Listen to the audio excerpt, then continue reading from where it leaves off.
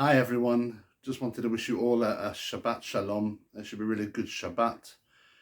This week's Parashat Yitro. And Yitro is the Parashat where we now see the nation encamped at Mount Sinai and receiving the Torah. We call this the revelation at Mount Sinai, the encampment around Mount Sinai. This event really is it's so definitional, essential to our sense of being a Jewish nation. It's really where we were transformed from a large family of groups of people who'd come from, of course, the forefathers, to a nation bound together by this sort of constitution, which is the Torah, which would be put into practice when we entered the land of Israel, or what was then the land of Canaan.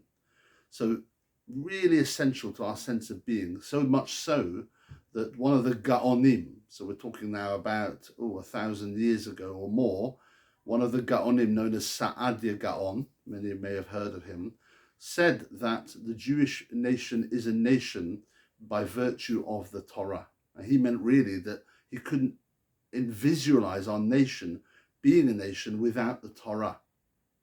If it would be replaced by something else, we wouldn't be the Jewish nation. And so even though we have our own definitions of who is a Jew, and we discuss, for him, whatever you say, the Torah is critical. And it made me think often that we all do so many acts that are Jewish. Maybe we call them cultural Jewish. Maybe we do them because we were brought up to do them.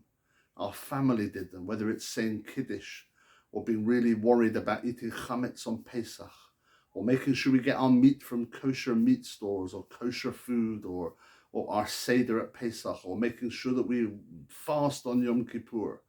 There's so many more that we do, and everyone has their level, and everyone has their, in a sense, their menu, that what they've received from their childhood, what they might have added because they've had children at a Jewish school, they picked up along the way, and then they pass that to their children. And often we think of these as just sort of family cultural acts. But one thing I think we learned from this week's Parsha is all these acts, whether we talk about the individual as religious or not, which often worries us. I'm not religious, I'm not frum, don't call me frum, right? We worry about the definitions. But I'm not here to define anyone, no one is. But many of these acts are religious acts. What that means is they come from the commanding voice of God at Sinai and throughout the desert till the Jewish nation entered the land of Canaan. So in a sense, I remember myself being brought up in a home which did lots, but I didn't consider myself religious. And what I suppose ended up doing is binding together my love for Jewish history with all the stuff I did and my belief in God. And they came together, in a sense, thinking and perceiving all the stuff, eating kosher, shaking that lulav, as religious acts, as acts that make me feel Jewish, but also acts that respond to the commanding voice of God.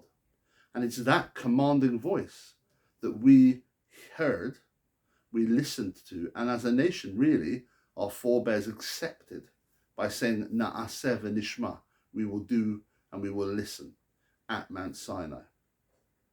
So we all do what we do, but maybe it's also something to reflect on, however uncomfortable for some it might be.